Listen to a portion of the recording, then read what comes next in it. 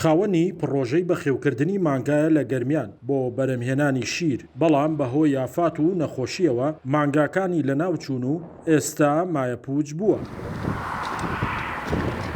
ئیسماعیل مەجید دانیشتووی گوندی قەرەبڵاخی ناحیەی کوڵەجۆیە. لە ساڵی 2013ەوە پڕۆژەی بەخێوکردنی مانگای شیری لە جۆری هۆڵشتاین و سیمیتاڵ دامەزراندووە و ڕۆژانە 1 تەن شیری خستۆتە بازاڕەوە. ئیسماعیل پڕۆژەکەی بە 3 قۆناغ دامەزران، لە هەر 3 قۆناغەکەش نەخۆشی تەنگی بە مانگاکانی هەڵچنی و لەناوچوون. دوایین قۆناغی پڕۆژەکەی 25 مانگا بوون. چەند ڕۆژێک پێش ئێستا بە هۆکارێکی نادیار هەمویان مردار بوونەوە. من لە 2013 گەڕام بۆ دێ قەرەبڵاق، هەڵسیان بە پرۆژەیەکی ئاژەڵداری تقریبان 40 مانگای شیریم سند، ڕۆژانە 1 تەن شیرم ئەخستە بازاڕەوە. ئیتر ئافاتیات کەوتە ناو حیوانەکانم، حیوانم بۆ نەماوە، 1 دانەی نەماوە، ئەو 40 دانەمە هەر 40 مردارۆ بوو. هەڵسیام دووبارە پرۆژەکەم داناوە هەمان شێوە. سێهەمین بە سار 2021 دەستم پێی کردووە، پرۆژەیەکی ئاژەڵداریم داناوە، دەستم کرد بە مانگا سەندن بۆ بژێوی ژیانم. دەردی هات کەوتە ناو وڵاغەکانم.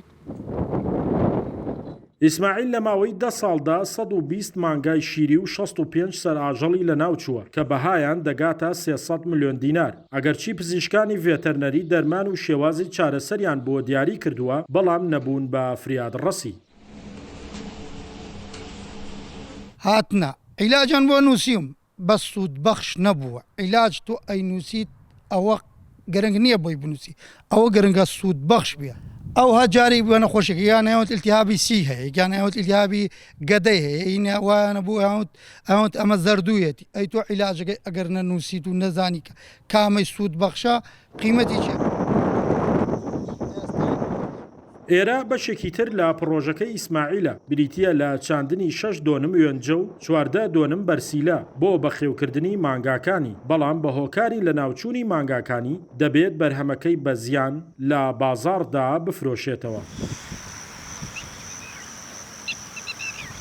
مانگا شیرەکانم لە دەست داوە، مانگا شیرەکانم لە دەستدا هەر هەمووی مردارۆ بوو. ئێستا جەتەکەم بەس بۆ ماوەتەوە. ئیتر ئەی دوورمەوە و ئەگەر ئاژەڵم سند مانگام سند ئەوە دووبارە بەخێوەکەم، ئەگەر نەمیش سند ئەو جەتەکە لە بازار ڕایفرۆشم. و وەزارەتی کشت و کاڵ بڕیاری داوە لێکۆڵینەوە لە هۆکاری مرداربوونەوەی مانگاکانی ئیسماعیل بکات و ئەگەر نەخۆشیێکی ترسناکیش لە ناوچەکە هەبێت بە زووی چارەسەری بۆ بدۆزرێتەوە.